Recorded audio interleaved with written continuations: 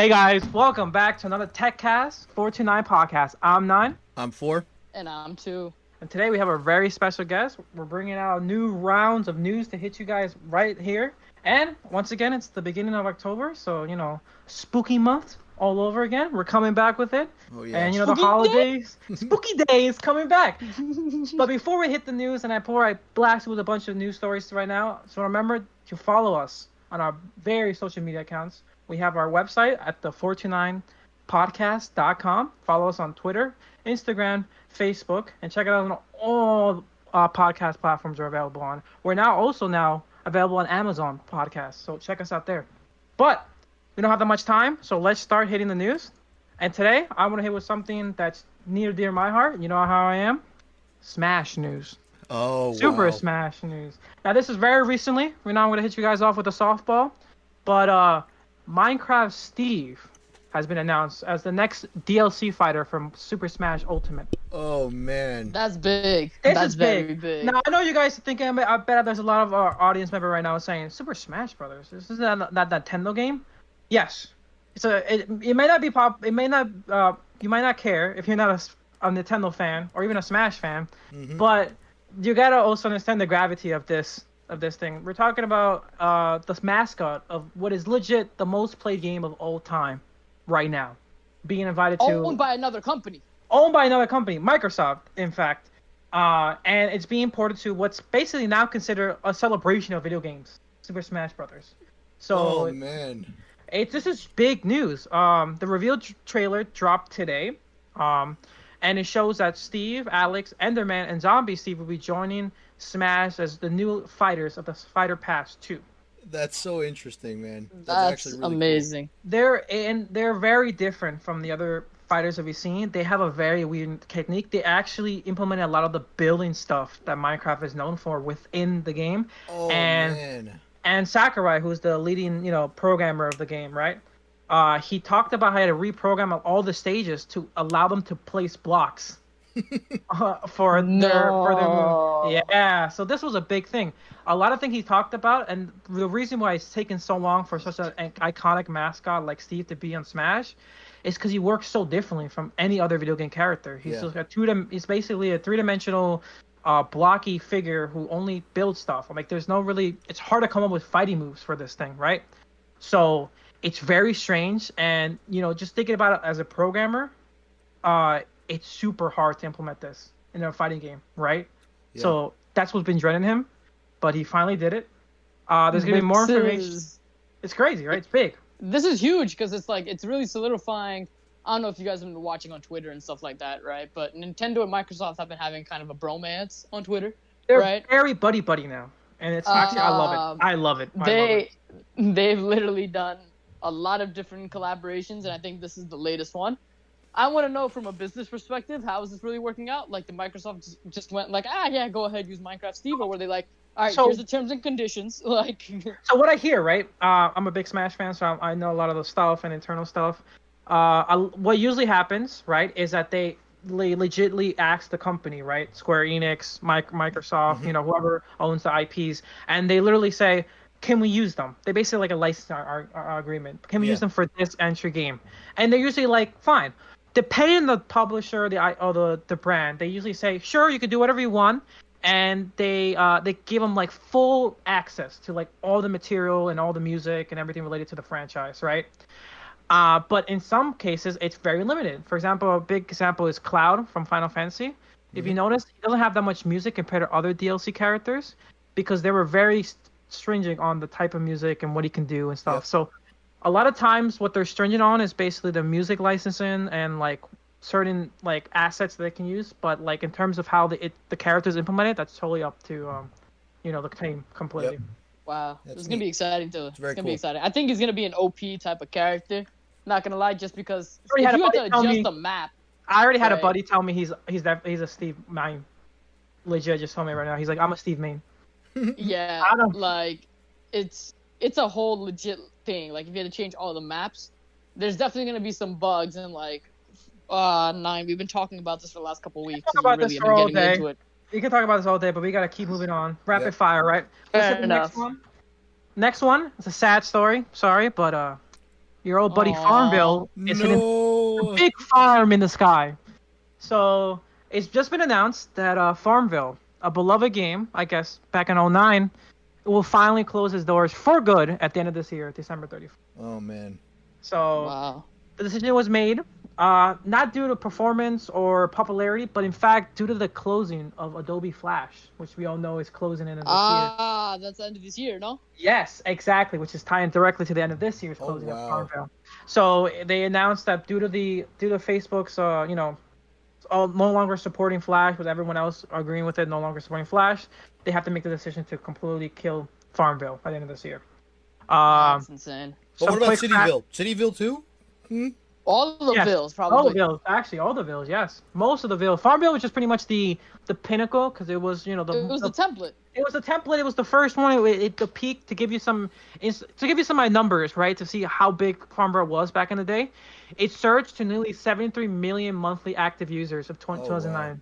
It was the most popular game on Facebook. To give you some more perspective on that, that was 20% of Facebook user base at that time. 20%, almost a Myself quarter. included. Myself included too. You know, I'm gonna have to go check on my crops one last time. Check on those crops, baby, because they're not gonna see them. Say goodbye to your piggies and your chickens. I don't think I've loaded that game literally since 2009. But It is. And I think the bigger news here is that, Flash is ending end of this year. So you're going to see a bunch of game websites, right, that we used to play as kids. Yeah. I don't know if you guys remember Candy Stand, Postopia, Addicting Games, 100%. Armor Games. Cool math games, Mini new quiz. grounds, Oh man. new grounds. These websites, unless they update their games, which you're talking about millions of games these guys have to update, right? You're talking They're- about they're maybe gone. 5%, maybe 2% if you're lucky of these games being Oh, updated. Most of man. them are done though, because a lot of these games Right. are made by small developers basically that started they basically started their careers doing these games. They're not gonna go back and make them. I don't know when was the last time people even updated Candy Stand, Postopia, and Addicting done, Games, right? It's been years, right? They've just been running automatically in the background, but that's it. Adobe Flash is killing those sites, and I'm pretty sure you're gonna see tons of other sites all across the web on January 1st, 2021, right? Just be gone. Watch Busted. watch the beginning of the next year be flooded with articles of this is broken, this is broken. Remember this? Broken. Gonna happen, I Yeah. promise you. Anyway, sad news, but we must move on. We must say goodbye and have it go to the big farm in the sky, but we must continue on. Next big story. 6G is here. No way. Well, kind of. So, But we're not even in 5G.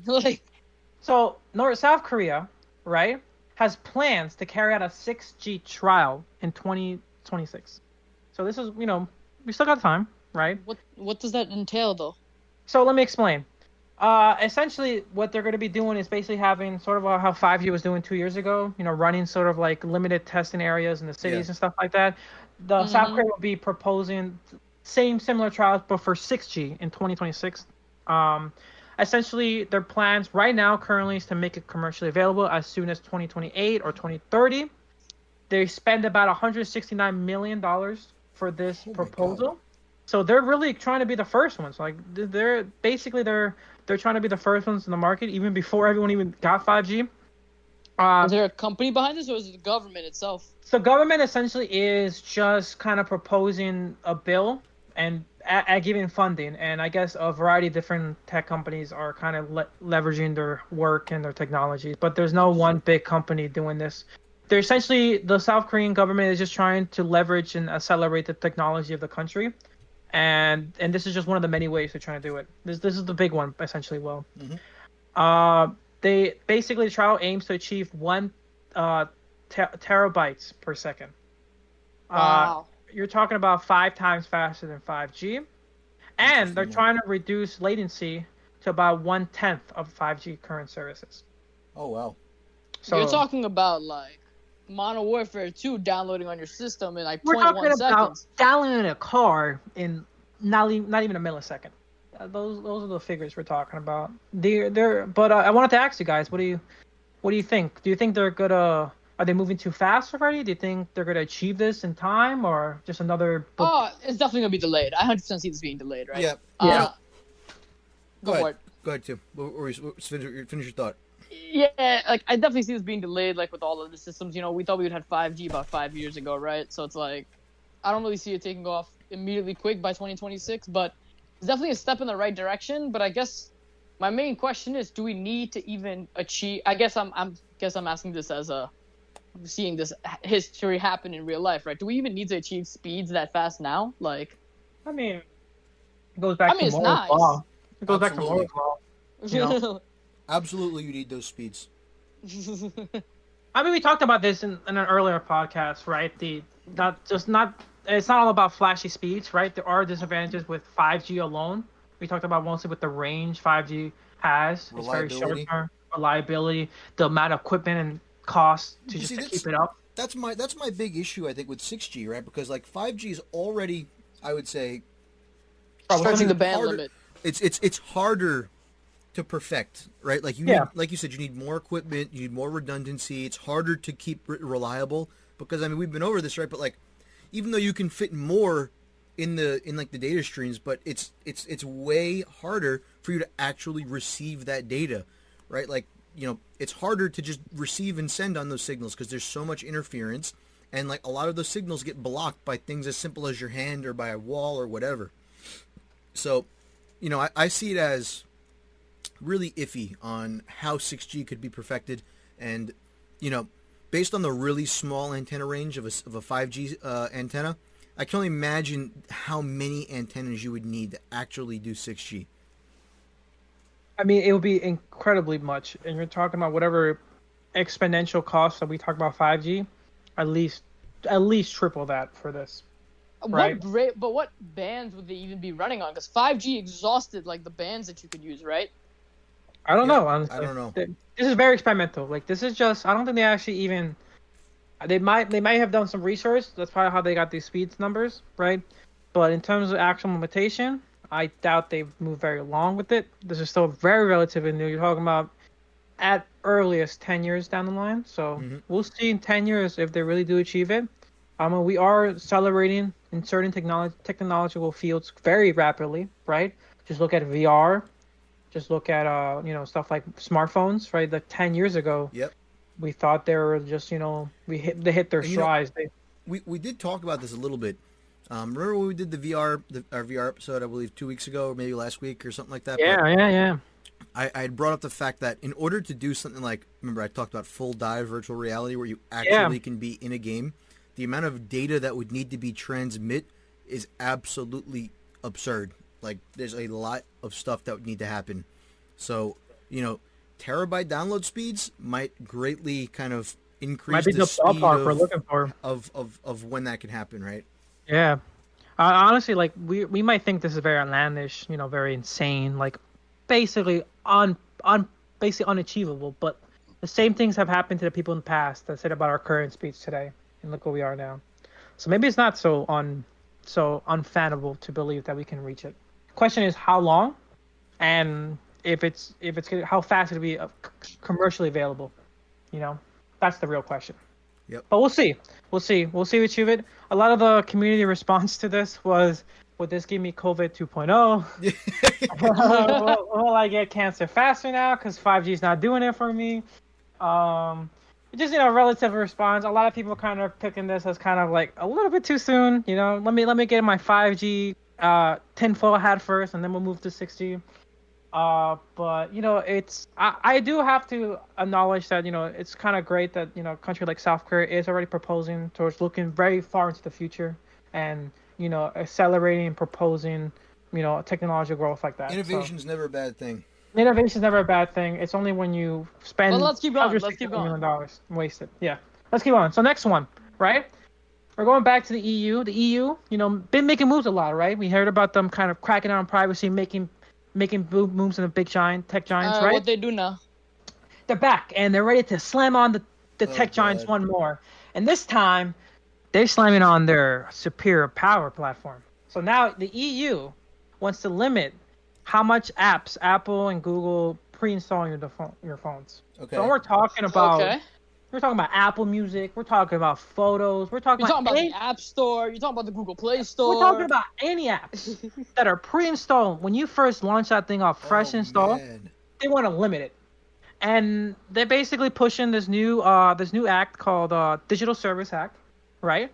The main idea is essentially they want to limit these companies to how much they can use their existing power and platform to add favoritism to their own services. Pretty much if you think about it, the Apple plan since day one, right? Push their services on their hardwares, give it some favoritism, and then let that service grow over time. That's been their kind of plan since day one, and it's been working very well for them. That's how Apple Music has grown to where it is now. How the App Store has grown to where it is now, to where pretty much every service is now. iCloud, all that has grown because of their favoritism on their hardware and their integration to hardware. So, EU wants to limit this. They feel like it's basically giving unfair advantages to other devs and third-party developers, teams, and stuff like that. Essentially, 2 big points to hit on.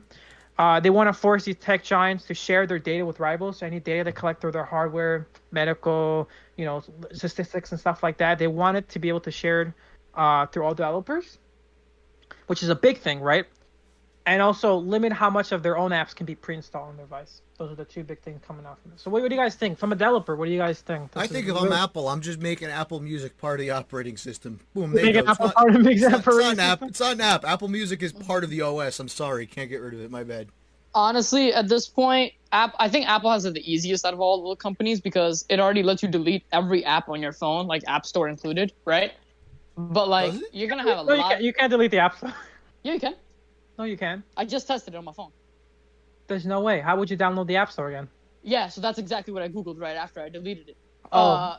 You gotta go through settings and do a bunch of crazy shit, right?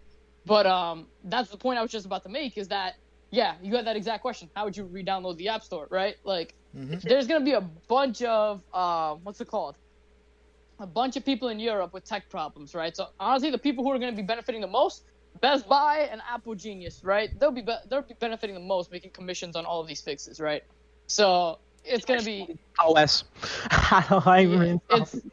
It's gonna be great, and it's gonna be a really funny thing that's gonna go down there. But yep. Look, I understand, but I think this is even pushing regulation on phones and platforms way too far now, right? You don't like the apps that are on the device? Cool, just delete it. You have the ability to delete it. Why do we need to make it easy enough that when you get the phone, it's just blank, right? Why does Apple need to go out of the way and do that? If you don't like it, just delete it, right? Well, I think this is not even about that, making it easier, making it more approachable. I think it's about the favoritism, just having the device already pre-installed. Well, I'll tell you one thing. Whatever ecosystem you're in, no matter what's the next phone you're going to get or whatever, no matter what's the next device you're going to get, you're going to stay 90% chance in that ecosystem. There's been studies done that prove that. If you're already in the Apple ecosystem, Apple knows there's a 75% chance you're going to go buy another Apple device just because it's already synced up across with all your other Apple devices.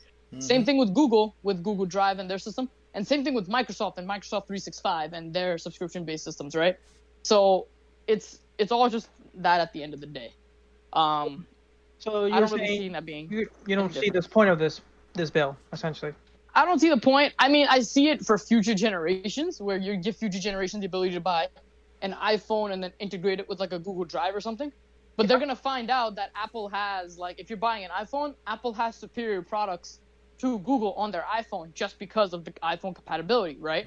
Yeah. Same thing with Google and their devices. One of the biggest compatibility things is if you have an Apple credit card, how the hell are you going to use that without an Apple phone, right?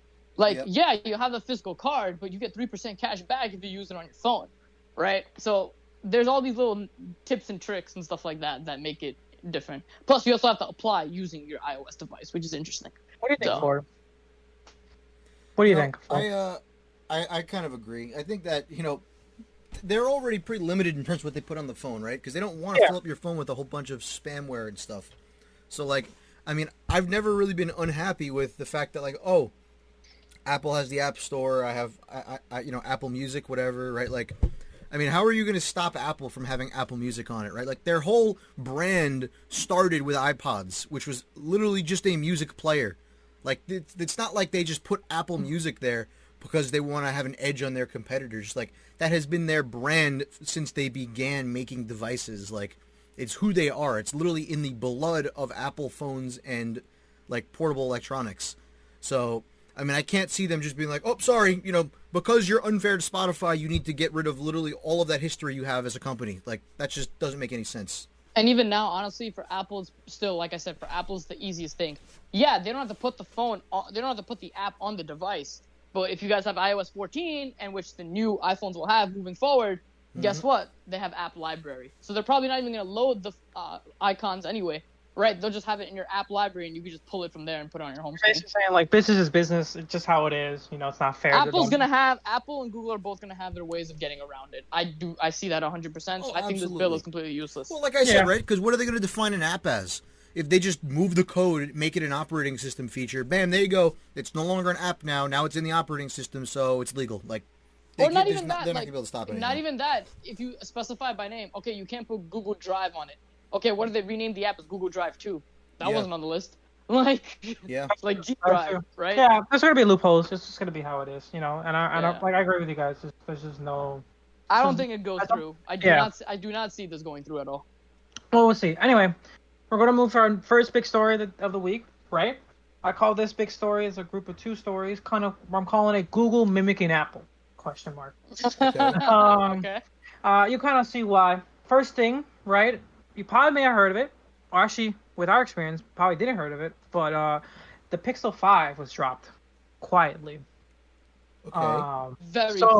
Very quietly. So the reason I said mimic Apple is because it's very similar to how they did the SE. Kind of like just was there one day, pretty much. Showed up at the store, it was there. Out of nowhere, Google dropped information about they had a live stream event the other day, and they basically just dropped 5 new products. The biggest one being their new Pixel 5 phone, right?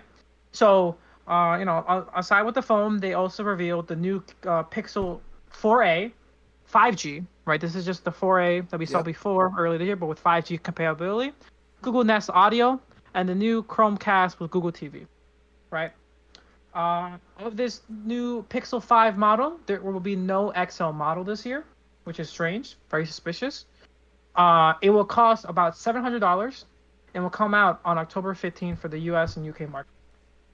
From what I hear, it's not really big update in terms of specs, right? You have your standard like improved, performances and 90 hertz display, right?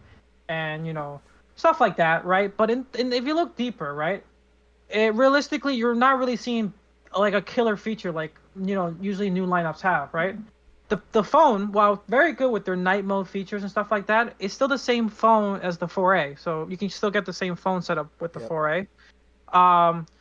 Stuff like what's it called? Their new display hertz, 90 hertz. That's really nice. But you have phones that are 120 hertz, right? The iPad and the new Exynos phones also have that. So there's nothing like a killer feature, I would say, like a killer hardware feature here.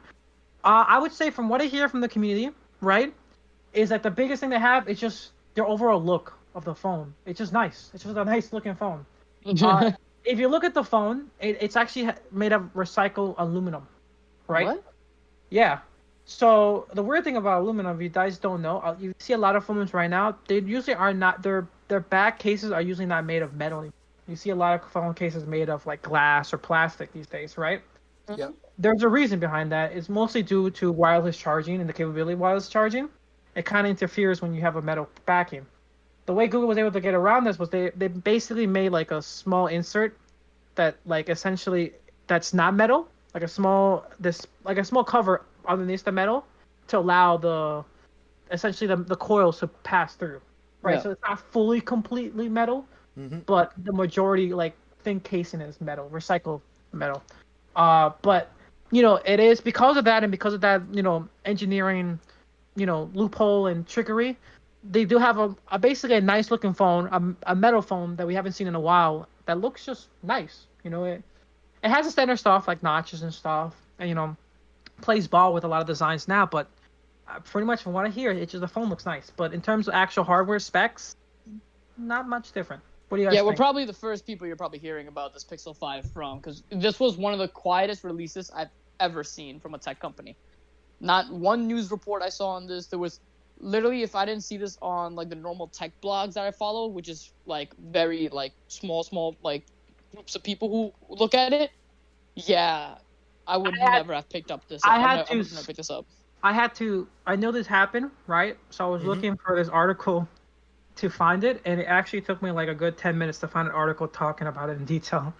That tells you right there and there, because that's a big thing for investors every time a new company drops like a product. Here's the thing, right? Like, if there's not a lot of stuff going on and it's not a big upgrade, I mean, like, maybe Google just didn't want to invest the resources because, like, they knew it wasn't going to be insane. Like, I think the biggest thing here is that, and I don't know if for you and Nine you mentioned this, right? Was it supports 5G. This is Google's first 5G phone, actually. Yes, this is their first 5G, and like I said earlier, they're now also releasing their 4A 5G version with it too.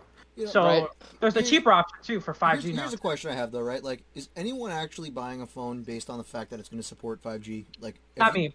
Not me. Well, we'll find out. We'll find out at the end of this month when rumors have it Apple's events coming out. I just personally, for me, like, I'm not all that worried about 5G. I just don't. It's not at the top of my priority list. Like, I'm honestly pretty happy with the speeds I get on 4G. I can stream high quality video. I'm not buffering. Like, I mean, the connection is great. Like, I don't necessarily think I need 5G. Like, everything I want to do on my phone, I can do, and it's not problematic. It's fine, right? So. Yeah.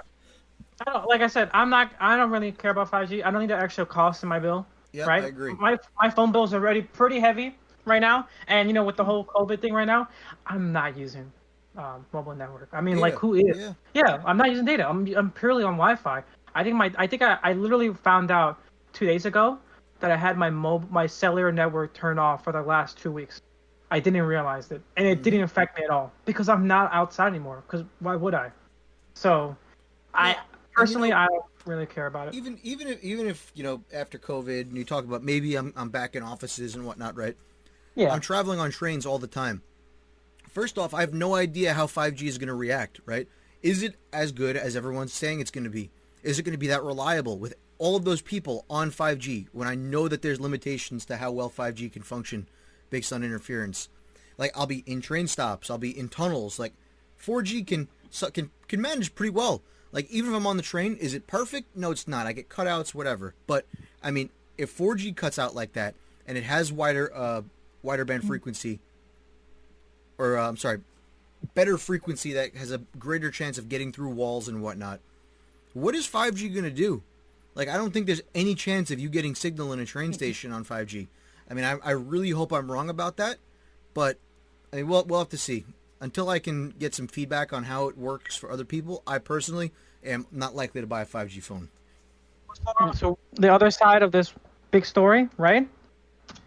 Google is reaffirming their stance on their billing policy, just like Apple was. So, Apple has been in scrutiny the last couple of weeks. We've been talking about the last We've been talking about this. Yes, we've been talking about this for a while. Mm-hmm. Their battle with Epic, their stingent back and forth combat and stands like, no, you back down, no, you back down. There was a whole coalition that was just made with Epic and Spotify.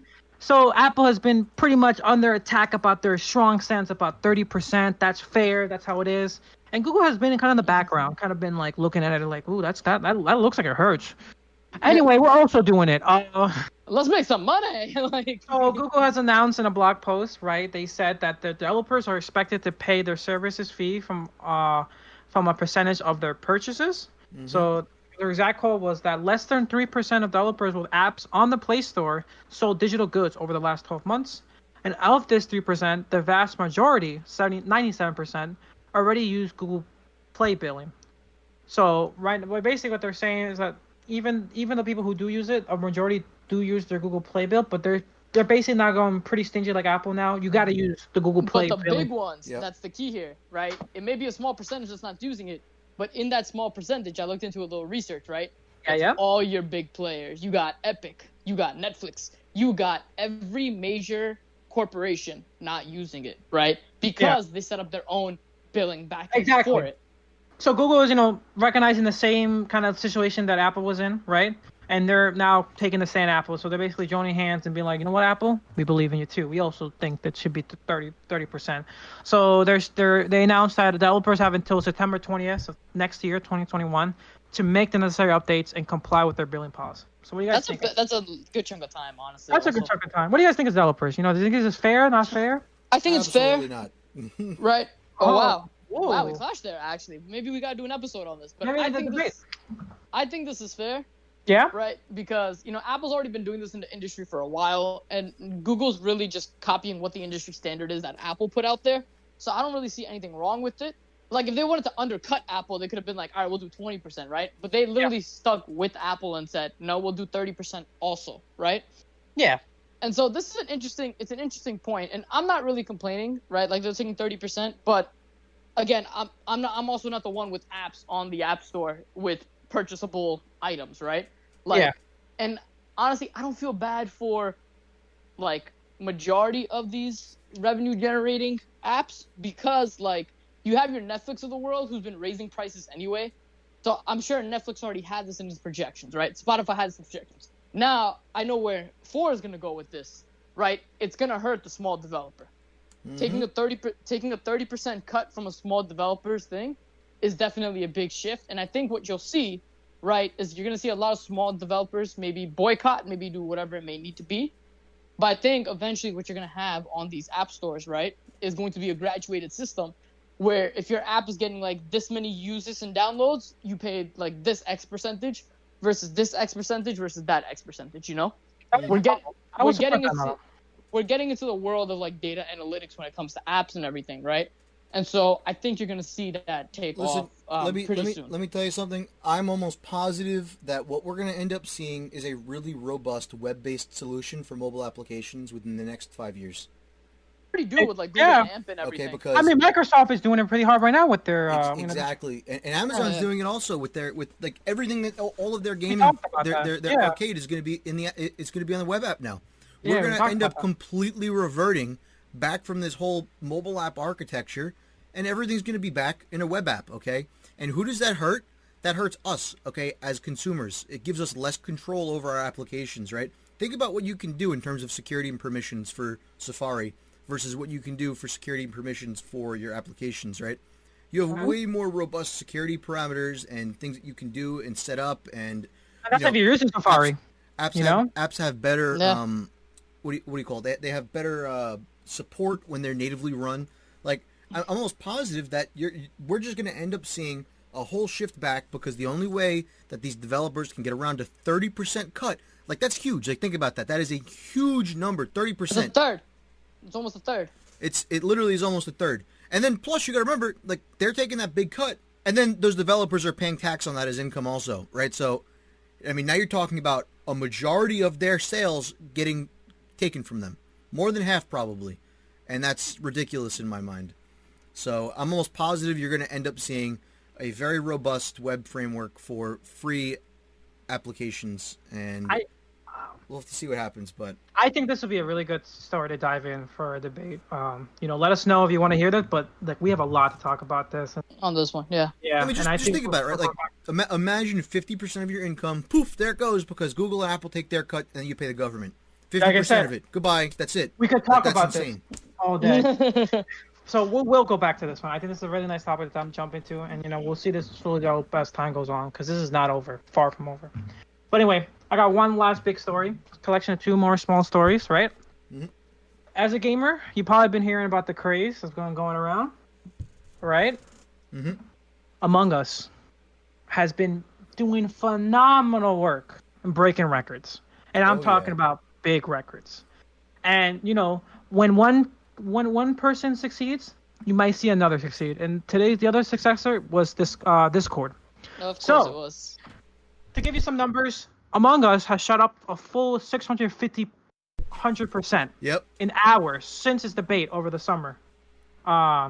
In terms of Twitch views, we're talking about almost 1,000% increase, right, out of nowhere. This game's been out since 2018, and suddenly it grew up. Yep. Right? And because of their success, it spawned success for Discord, who has now spiked with mobile app usage. Right? Discord said that they have been hitting a lifetime high of mobile app downloads every day since September 5th. Mm-hmm. We're talking about 800,000 installs a day. So nuts. Discord's been doing very well. And you can also even link Discord's popularity with the popularity of Twitch, which, you can link the two together. So it's been very helpful. It's been very good. So it's really nice to see like, huge popularity, huge stuff like that going on. And the other story I gotta talk about Among Us, right? Is that Among Us 2 has been canceled. But for good reason. For good reason, yes. For very good reason. Now, I guess you might thinking, but they're doing very well. They're crushing numbers. They're taking names, and they're going up in the world, right? A small indie company making names. Why are they making the second? Well, because they want to focus on this one. That's actually doing very well. So great game. Like they already announced that pretty much all the content they've been working on for Among Us 2 will be ported over to the first one. Yep. Exactly. We rolled in. So they said that essentially all the content we've been planning for Among Us 2 will be instead going to Among Us 1. Yep. Innersoft, the developer, said this. They said this probably was the most difficult choice because we had to go deep into the core of the gameplay and basically understand we have to rework several parts of the game. So we have a lot of things planned for it. We're excited to bring new content to everyone. From what I read, they said that their code base, essentially, I think this is what they were going to say. Their code base was crap, is really what I think they were trying to say. And they were like, it's so old, outdated. We don't know what we're doing, like blah, blah, blah. And they said that almost the entire game needs to be pretty much re-engineered to make some of the changes they want. And I think one of the big changes that they're starting to make was public server hosting, where instead of having to have, actual people host your game, like you're hosting it on your network, someone else is hosting it, whatever, they'll do kind of their own hosting publicly, which is really good for like DDoS prevention and just stability in general. But anyway, this game I think is an amazing blast. It's a lot of fun and everything. It's very and if good. you guys are listening out there, you guys want to play with us, hit us in the DMs, right? We've been very active on Among Us lately, so hit us in the DMs. We'll tell you the next time we're playing. We'll give you the join code and come join and play with us, right? Like, we'd love to beat you guys in a game of Among Us. We're just saying, right? I'm a very bad liar, so come join us. Oh, I'm a great liar. So Among Us is doing well, and hopefully their success will spawn success for us. Who knows? Maybe, but we'll see. But that's been the week for Techcast. It was 9. 9 did it. I saw him vent. No, 2 did it. Yeah, it was probably me. But thank you for joining us. Don't forget to follow us on our social media, Twitter, Facebook, Instagram, on the 429podcast.com. Too, you want to, sign us out? Yeah, guys. So follow us on Facebook, Instagram, Twitter, like Nine said, at the 429 podcast. Go to our website at the 429podcast.com. So you can listen to this recording as well as all of our previous recordings through there as well, right? So just hit us up on Instagram, Facebook, Twitter. Whoever's most convenient for you will respond, right? Come play a game of Among Us with us. But with that, this has been Techcast number 9, right? I think so. 10? Nope, maybe 10. 9. It's 10. 10. I think it's 9. 10. No, it's no, 10. 10. No, it's 10. It's 10? You're wrong. It's 10. It's 10. Of You're course wrong, I'm too. wrong. Well, this has been Techcast. Yeah, I think I'm going to stop keeping count now. But this has been Techcast, right? And we'll see you guys this Next Monday. episode. Yep. Bye, guys. Later. Hey, guys. Take care.